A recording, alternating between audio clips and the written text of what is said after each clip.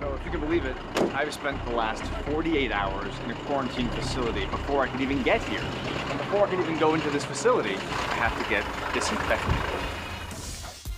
In this episode of How China Works, I'm bringing cameras and questions to places outsiders are rarely permitted to investigate the aspirations of the world's fastest-growing middle class. They are willing to try something brand new. And the challenges caused by such rapid growth. Now, China has been rocked by yet another food scandal. You're actually engaged in every single layer. The security of all steps from sort of seed to spoon is part of your responsibility. By 2030, the Chinese middle class will include over 1 billion people looking for a better life. Vitamin E content has increased about 30% in the oil. And a more culturally fulfilled one. Last year alone in China, they opened 1 new museum every single day. These guys are gonna drive the movies that are made in my country. Yes. I'm Danny Forster. That sums it up.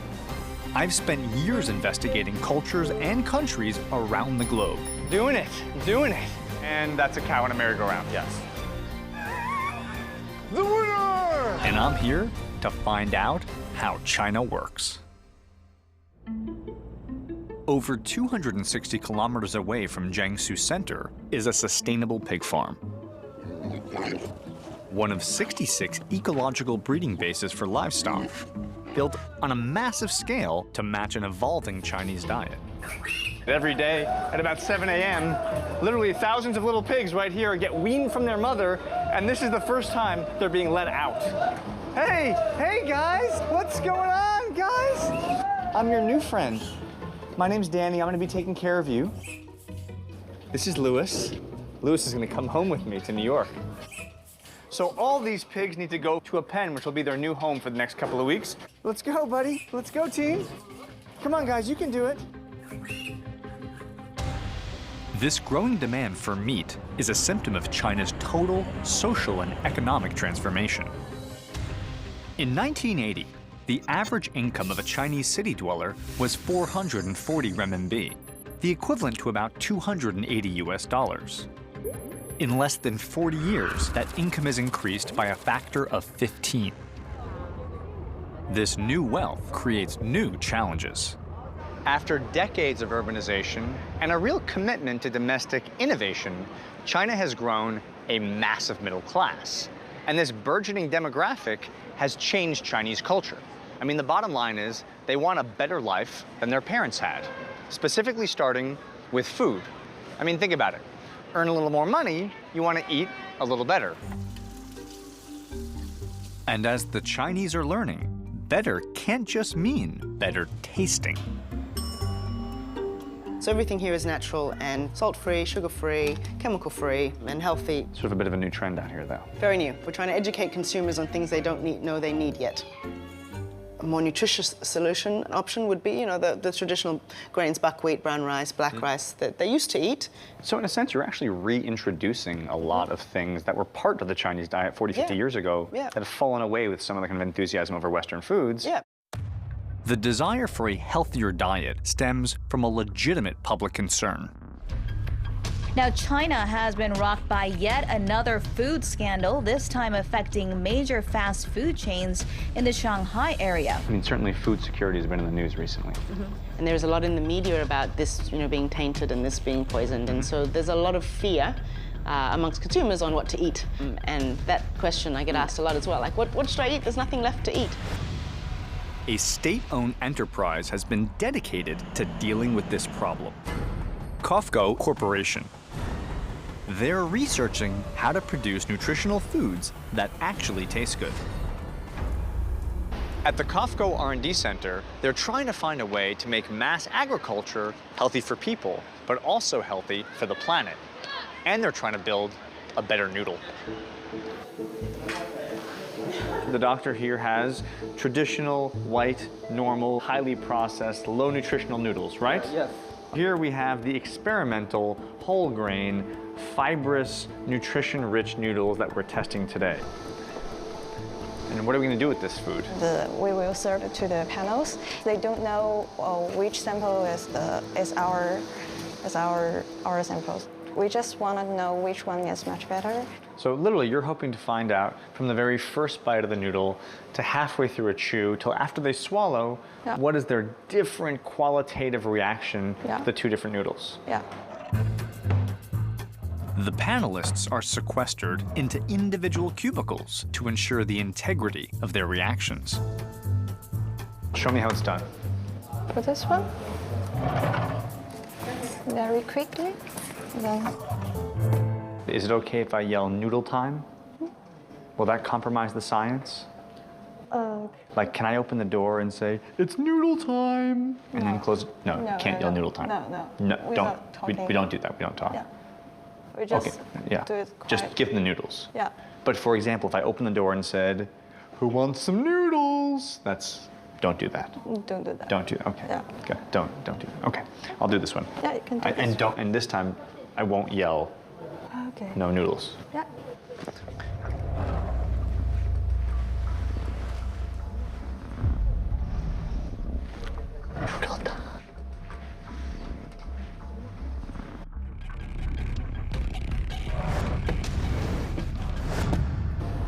So here you can see how the process takes place. They have red light on top of them so they can't tell the difference in noodle color.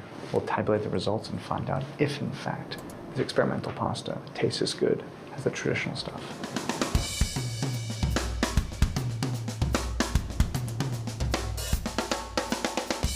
So how did the healthy noodles stack up? The first bite, these two samples are very close to each other. The Which is hardness, good. yeah, this is good. And for the slipperiness, yeah, we can find a difference. The whole wheat flour, because there are more fibers, so Right. that will influence the slipperiness. Because it's high in fiber, it doesn't hold water the same way, Yeah. and so it's less slippery. This is a classic problem, Yeah. chalkiness. We want to keep the vitamin, we want to keep the fiber, so it's not deep processed. So if we want to reduce the chalky feel, we will have to deep process. At a certain point, something healthy will always taste healthy. Yeah. But the hope is that the buying habits and the eating habits Yeah. begin to transform slightly. So in conclusion, I think the only thing left for us to do is to have lunch. Okay, you're very funny. I'll let you have the store-bought ones, and I'll eat all the whole wheat ones. Okay. At Kofco's massive R&D facility, noodle optimization is just one of many ongoing projects. How does food security impact what Kofco does? The demand is huge. And at the same time, the resource is limited. So for us, Kofco, we put food safety and quality as #1 priority. We install this fully integrated value chain. Because you're actually engaged in every single layer, the security of all steps from sort of seed to spoon Yeah. is part of your responsibility. Right. Yeah, because we understand the value chain of the food is a very long value chain. Right. Kofco doesn't just study food, they produce it. The Dongtai pig farm in Jiangsu is home to 250,000 pigs. So, Dr. Lee, how old are these little guys that I'm seeing right now? They are just 21 days old. We are going to separate them by sex and by the body weight because the bigger one will grow faster than the small one in the next 20 weeks. And also, the big one might bully the little one, get into a little bit of fight. Got to keep them separated. Yes. How do you tell the difference between male and female? Oh, there it is. I actually don't know what that is. Is that a boy? Boy? That's a girl. Good thing we have Dr. Lee with us today, otherwise we'd be in trouble. Oh, you had a lot of your mom's milk, didn't you, buddy? You guys love pork. Yeah, because traditionally Chinese eat more pork than any other kind of meat. Lunchtime. Yes. The pigs are hungry. You guys are eating nonstop. Yes. So here at 10 weeks old, this is the delicacy that you're feeding them. The feed here is made mostly with corn and soybean. So the food you're giving them is calibrated to the age in which you give it to them, is that right? Yes, nutrition requirement is different in different age. For example, for this age, they need more minerals to get the skeletal deposition. The bone is grown. This is like when I was a kid, they said drink a lot of milk, you'll get a strong bone. Yes. You're giving them strong bones. Yes, for the later weeks, they will get more protein deposition.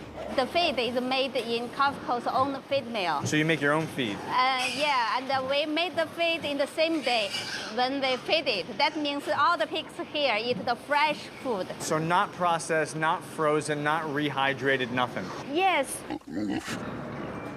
Have you thought of feeding them my shoe, by the way? Because they seem to have a real interest in my booth.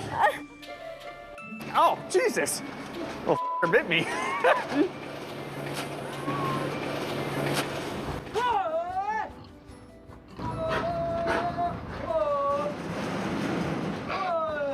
After 25 weeks here at the facility, our friends here are now fully grown. They're graduating. No, they're not. They're going to the marketplace. And as sad as that is, put this in perspective historically. In the 1950s, the average Chinese family had 3% of their diet With any meat products whatsoever. Now in 2014, imagine this. 700 million pigs will go to feed the Chinese population this year alone. The Chinese are consuming more, and not just at the table.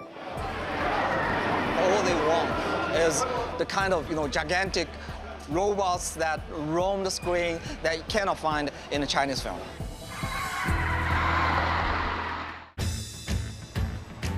Since the late 90s, China has been seeing higher incomes and increasing affluence.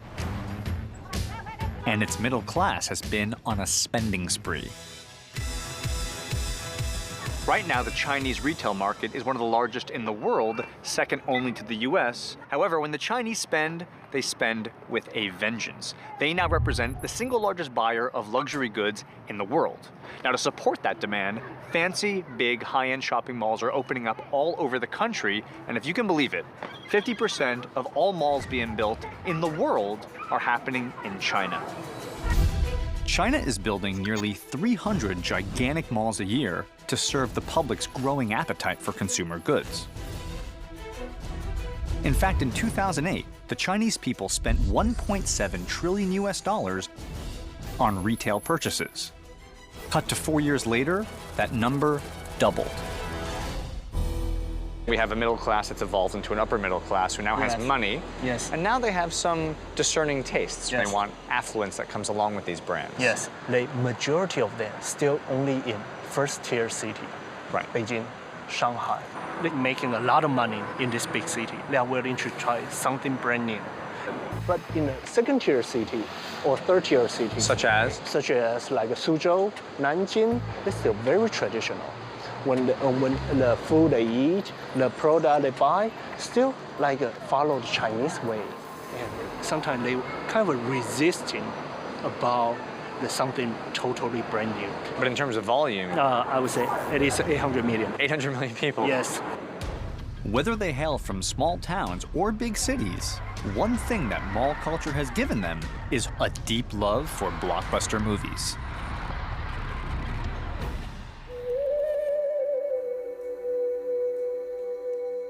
I'm inside the famed Forbidden City. It's from this historic landmark that Chinese emperors ruled the entire nation of China for centuries. But one of the most incredible things about this place is, it's totally fake. I'm standing in the biggest movie set in the world. Over 1,000 films and TV shows have been made here at Handian World Studios, including massive hits like Crouching Tiger, Hidden Dragon. And with the box office booming, these lots are cranking around the clock.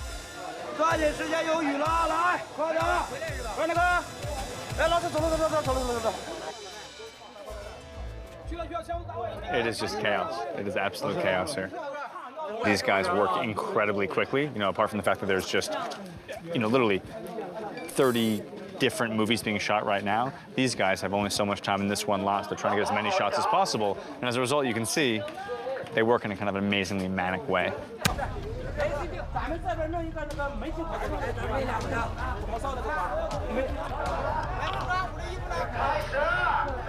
Oh, they're going now. They're going now. Pyrotechnic guys just cleared out. They're gonna blow the fire. People are gonna start running.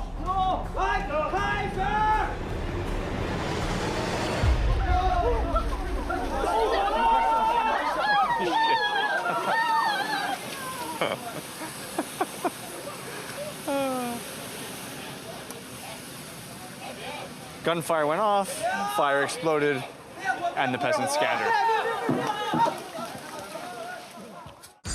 While it may look a little haphazard, the Chinese film industry is serious business, earning $3.6 billion at the box office in 2013, making China the second largest film market in the world next to the US. Growing at a pace that ensures it will soon take the top spot. Between 2012 and 13, it grew by 27%, compared to North America, which only grew 1% during the same period. We think about urbanization, we think about the development of these second-tier cities, high-speed rail connecting China. So multiplexes are now reaching cities that never had them. Exactly, never had this kind of cinemas. Films like Transformers 4 and also the Pacific Rim, they did so well in China. That's because people in third-tier Chinese cities, they are new to this movie-going experience, and all they want is the sound effects, is the special effects, is the kind of gigantic robots that roam the screen that you cannot find in a Chinese film. And it just so happens that the population is so high that it's literally driving decisions in Hollywood. But the lure of Hollywood's special effects still can't compare to China would. Domestic films accounted for over 70% of movies shown in 2013. Shoot coordinator Rainey Lin takes me on a tour of Handian Studios. Hello, ni hao. The setting for 25% of all film and television produced in China that year alone. So this is the Forbidden City. Yes. And what we're talking about here is a one-to-one, brick-by-brick replica of what I would find in Beijing. Yeah. It's not allowed to shoot in the Forbidden City because it's ancient and it's easy to be destroyed. So we reproduce a kind of this one-to-one shooting base here for those who want to shoot in the Forbidden City. It's kind of fascinating. But there is more to Handian than just movies. Now, what I find really interesting is that if a director wants to make a movie here, he doesn't pay any money. So here's my question. How do you make any money? Yeah, we make money, we make profit from these tourists. They need to pay. They pay a ticket. Yeah, you can watch, and maybe you can meet your loved stars, and maybe you can get signed from him or her. You get the autograph signed. Yeah. At Handian, they've cashed in on a surge of domestic tourism that has attracted over 12 million people a year to the studio. Ni hao. This remote rural corner of China has big dreams to take on Hollywood and beat it. I've seen government agencies and corporate developers working to influence China's huge middle class. But it's actually individual entrepreneurs who drive today's China dream. And in the mid-1990s, Xu Wenrong went from farmer to movie mogul. Tell me how Handian Studios helped to transform the Chinese movie industry and created all of this massive growth. 横店本来很落后，是人才不肯来。我们竟然不断到其他地方去考察，特别是美国好莱坞，它的拍戏带动的旅游，我们就开始找横店。而这个拍戏基地呢，我就全开放了，不收费，所以呢，吸引了全中国的拍戏的学祖啊，到这里来了。拍完戏以后呢，来旅游的人呢多了，所以这是一个成功的一个典型。Mr. Xu, tell me a little bit about the evolution and development of Chinese cinema over the last 20 years. 美国好莱坞是世界有名的，但你这拍戏基地很小，绝对是我横店大。可是高科技呢是要不过你们好莱坞的，但是中国人也很聪明的，不久将来会赶上你，人子超过你。这个话是我说的。That desire to match and even surpass the West is fascinating. And if Handian is really the new Hollywood, then I want to see it from the other side of the camera. You know, I'm interested in breaking into acting. So if there's a chance that someone's shooting a movie and they need a non-Chinese speaking white guy from New York City, Okay, I can recommend you. you can hook that up. Yeah. Yeah. Handian, possibly my big first break.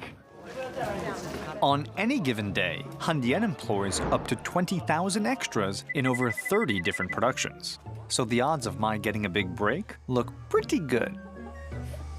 Yeah, I'd like to be someone of like a very high class with a huge mustache and a sword. Is that, are you we can have some clothes for you. But... Yeah, I need some weapon. Yeah. I mean, in 12th century is a dangerous place. I have to defend myself.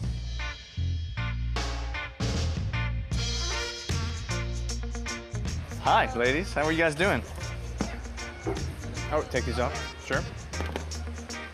Do we know who I'm playing?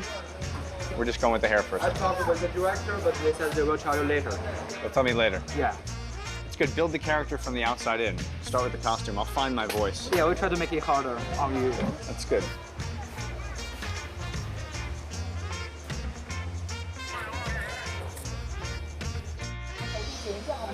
You done? It's finished? Okay. Well, so that happened. Hair and makeup are done. I haven't seen myself yet, but I get a strong suspicion I have newfound facial hair. Now it's off to wardrobe.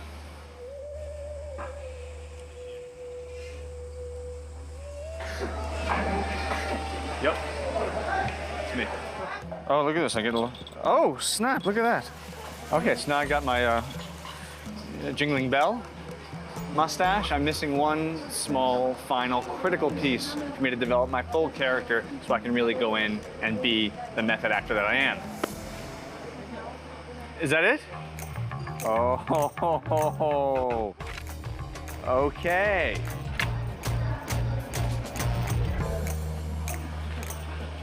Handian Studios has a huge production capacity to match China's growing demand for mass entertainment.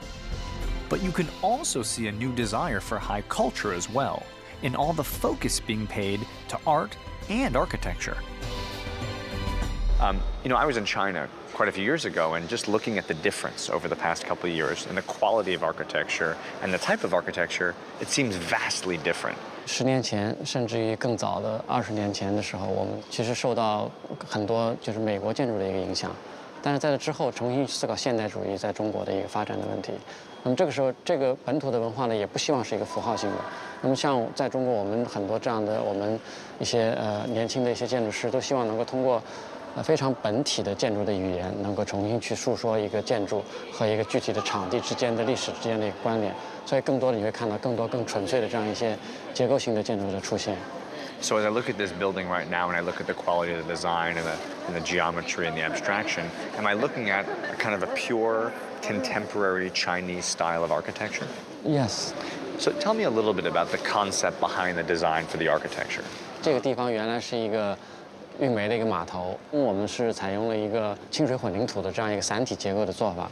因为在这个建筑的外面有一个原来历史保存下来的一个煤漏斗，一个煤炭的运煤的一个漏斗的一个运载桥。这个结构呢是一个纯粹的用它的一个结构体的方式来展现这个构筑物本身的功能性的一个内容。China's remarkable economic development is fueling the creation of an inextricably new Chinese aesthetic. Do you now see that with that newfound wealth, there's a new hunger or appreciation for art and culture? 我遇到很多有钱人，也有来找我们做设计、做美术馆，就是因为他这些年，因为他赚了很多的钱，然后他的生活好像从某种程度上失去了一些目标，因为对他来说，赚钱已经没有刺激了。像这对夫妇也是这样。As never before in Chinese history, individuals are now in a position to bring culture to the masses. China's turbocharged economy has produced titans of industry who are interested not just in collecting art, but in sharing it. More museums are being built here than anywhere else on Earth.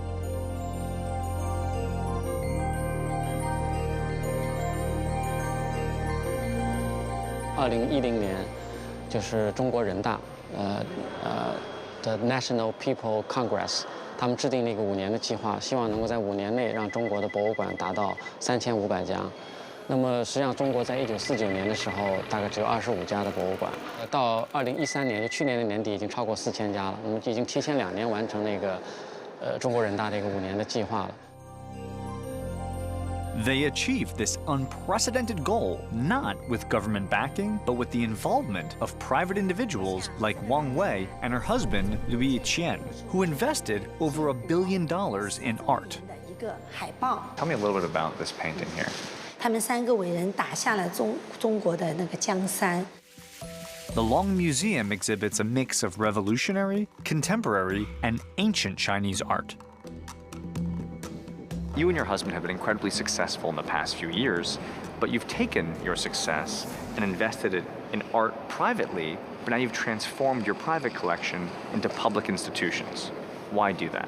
我先生，当然我们2个也是投身到艺术中，那么把我们私人的收藏公众于世，那么让大家共享，我们觉得也是我们作为一个企业家的一种职责。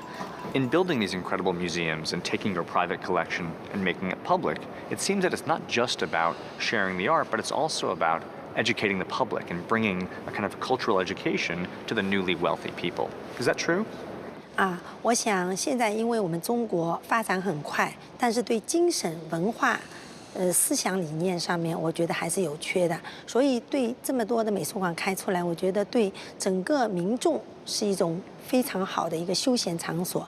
我们现在对文化精神的一种向往，我觉得更加的有需求了。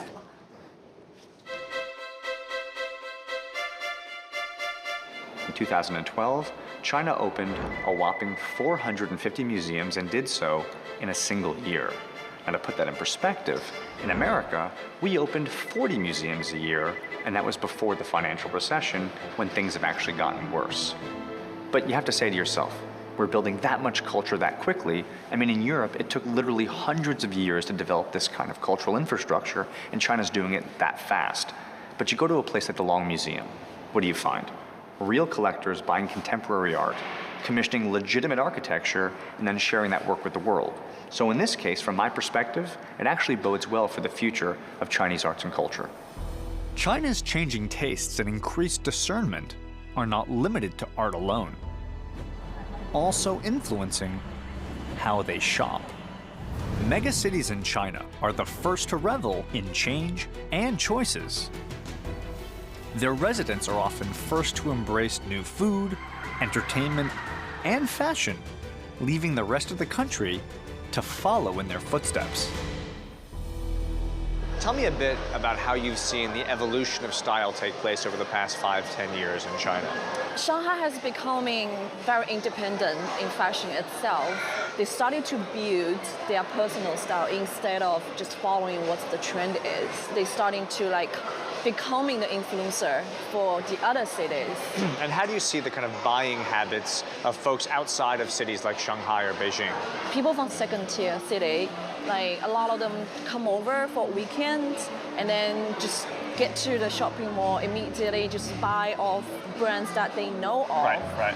And they come in here because of the style, and they have money to buy that. So people are actually coming to Shanghai as now a kind of a retail shopping hub. They come here, spend a weekend, go bananas, buy like crazy. Yes. I wish I had some new money. I can go around and buy some stuff. Never before has China's rising middle class been exposed to so many choices from art to retail.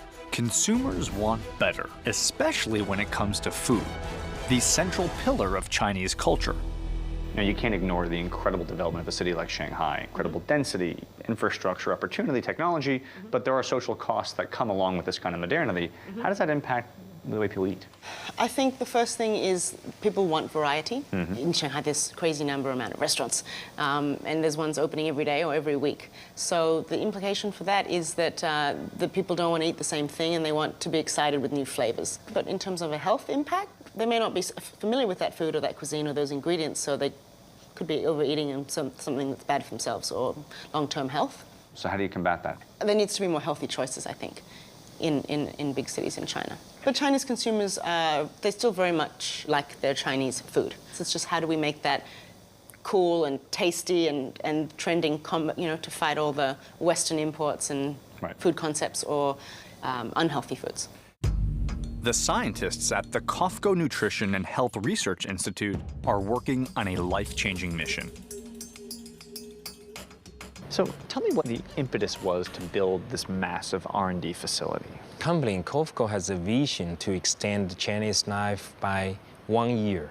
We studied the Chinese people to understand what nutrition is particularly need for that life stage and how we package their everyday food from rice, flour, to like cooking oil, to milk, meat, in a way we provide the right nutrition to them, what they need, but in a good taste. Of course, you want to make it taste good. Instead of overweight, overeat, over-consume. COFCO is continually looking for ways to increase nutrition without sacrificing flavor. Here, I want to show you another example for modernized process for the oil. A lot of good things lost during the process. For example, vitamin E and trans fat will be increased. So your goal is to find a way to purify the oil, but to keep the nutritions and not increase the trans fat. Yes. We control the temperature and the processing time. We get optimized process. So by heating the oil and putting in this clay and mixing it together, you're able to remove the impurities to the point that it becomes that much lighter. It is just a process of refining. We call it bleaching.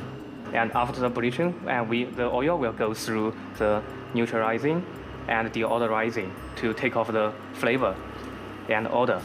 And therefore you can have a much cleaner oil. Yes. Vitamin E content has increased about 30% in the oil. It is a great success. This is a big win for everybody. The quest to find new consumer choices that help extend the lives of hundreds of millions doesn't stop at China's borders. There's some truth to the idea that a happy cow means better milk. China is going to great lengths to feed a nation. Today, with more choices and savvier consumers, the country finds itself catering to all sorts of new and emerging trends. One of the biggest changes to the Chinese diet is the addition of milk. At one time, very few mainland Chinese people actually drank this stuff. But as China opens more to the West, the Chinese people want more access to typical Western foods like milk and cheese. The bottom line is, China is now the single largest importer of dairy products in the world, and their demand for milk is skyrocketing. People are drinking more and more milk. In the year 2000, milk consumption was 1 kilogram per person per year. 10 years later, it was nearly 10. I'm traveling all the way to Inner Mongolia to a town called Hohhot, the heart of Chinese milk production. I mean, when you were a kid, you didn't drink milk, did you? We don't. And now it's becoming a central piece of the diet. Yeah. It's interesting. Yeah. 30 years ago, you would not have had your job. I'm still young. So is that where they live? Yeah, that's the area where the milking cow live. Can I go meet your friends? Yeah, sure. Let's go. All right, let's go meet some milking cows. To quench the new Chinese thirst for milk, China has imported 250,000 Frisian cows, the world's best milk producers. Some came all the way from New Zealand to their new home in Inner Mongolia. I thought it was a bit of a cliche, but in fact, there's some truth to the idea that a happy cow means better milk. Yes, correct. We try to make them happy as possible. First, from the feeds. Yeah. We analyze which was the best combination for the cow. Make sure they can get a high yield, but also they're eating very happiness for this. Yeah. So this is a sort of a specially designed feed. Yes. Yeah. Good food makes for good happy cows. The second thing is we put the sands into the bed because that's the best material for the cow to lie down on the bed, very comfortable.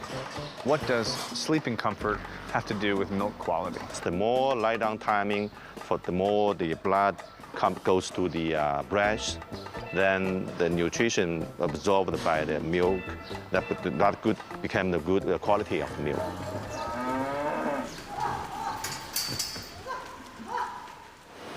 Okay. And that's a cow in a merry-go-round. Yes. Yep. Just a bunch of cows on a carousel. Do they like it? Are they having a good time? Yes, they like it. Yeah. Because it's a natural behavior. Right. Because once they feel they are milking pressure, then we need to take it out. Release that milk. Yeah, release. Wow. As you can see, once the cow gets on the merry-go-round, the 9-minute journey has 3 basic steps to it. Number 1, disinfect the udders. Number 2, dry off the udders. And then number 3, attach the vacuum-sealed suction tubes, which milk the udders for the remainder of this 9-minute, super fun journey.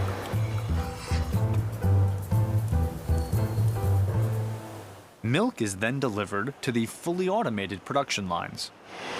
So what I'm looking at here, this is basically pasteurized from a cow, debacterialized, processed, and here we are. Yeah.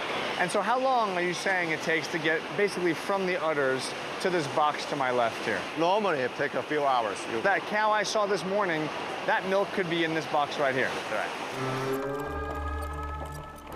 So this is the control room for the plant. Yeah. This is where they can monitor everything that's happening from kind of beginning to end of the process. Yeah. Here you can see a lot of the raw material area.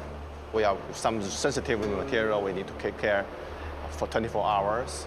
This area is the mixing area. Those people operate everything automatically using the computer. I see. Meanwhile, they can see what's going on real on, and also through the computer, those guys can adjust. Make changes.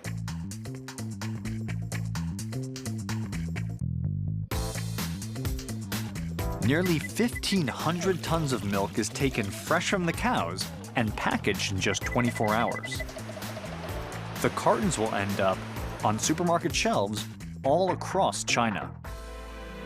But consumers today have more choices than ever before. COFCO is trying to understand why people choose what they choose by using the eye tracking test.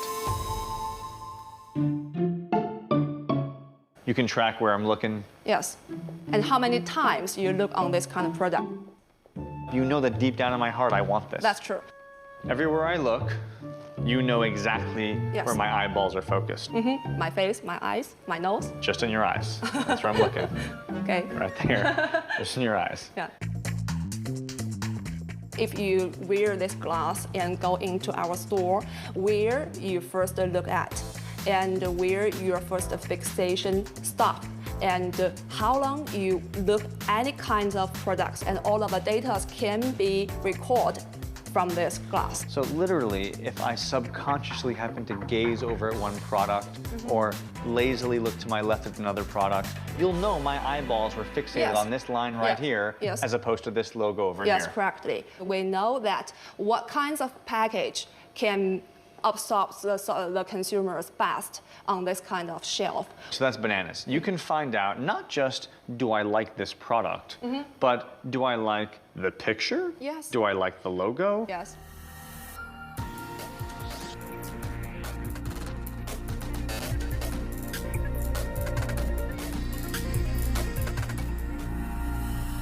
This is actually my gaze right now. Yes, that is your eye movement. How do you analyze that right there? The longer you look at, it means that the more you are interested at this kind of product. We can get this kind of heat map here. The red ones means you look at this kind of area for longer time. This zone right here is clearly my area of interest. That's some science right there. Science, yeah, of course. COFCO has invested heavily in improving the diet of the world's most populous country. Their ambition? To connect Chinese dinner tables with farms across the world. Producing oil and grain in South America, the Black Sea, and South Asia.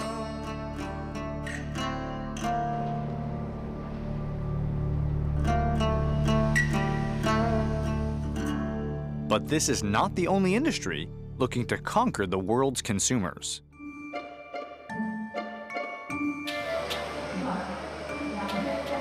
What did you say your name is? My name is Jackie Chan. Your name is not Jackie Chan. Yeah. Really? Really? What's your name in Chinese? Zhang Chenglong. Zhang Chenglong. Jackie Chan Zhang. Wow, this is amazing. I'm hanging out with Jackie Chan on set.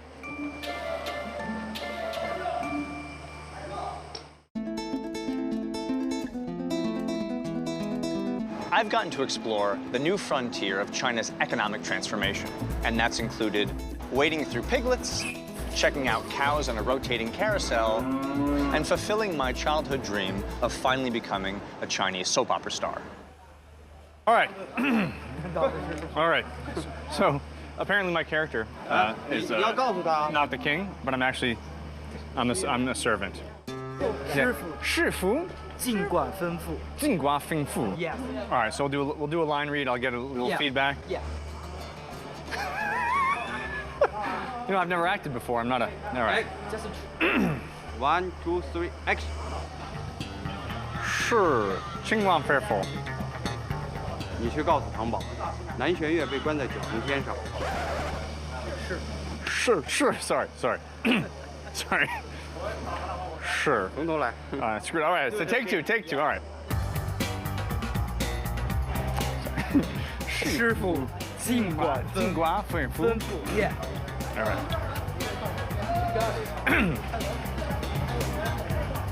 师傅尽管吩咐. 你去告诉唐宝，南玄月被关在九重天上。是。And scene. Yeah. We did all right? We did good? All right. There's chemistry here. I feel something in the air. Yeah. Thank you. 谢谢. This TV drama is adapted from a popular online novel that's received over 500 million views. So even if a fraction of its fans tune in, this will easily dwarf the viewership of a mega hit in America. This is the big time. Okay. Camera ready. 3, 2, 1, action.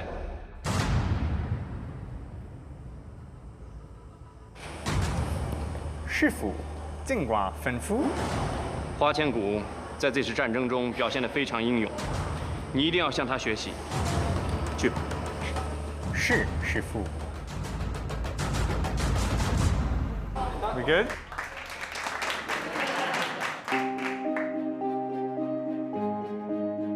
The Chinese middle class now has more leisure and more purchasing power, and they're changing.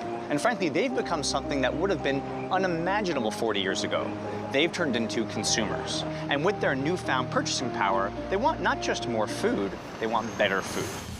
Here we have the experimental, whole grain, fibrous, nutrition-rich noodles that we're testing today. They want blockbuster entertainment to fill that leisure time. All they want is gigantic robots that roam the screen. And they want fashion beyond just clothing. They are willing to try something brand new. And I know it sounds somewhat frivolous talking about movies and food and so forth, but it's actually kind of serious because this represents a paradigm shift in Chinese culture. Because when you're talking about almost 1.4 billion citizens and growing, the habits of the Chinese middle class will have a direct and profound impact on the rest of the world.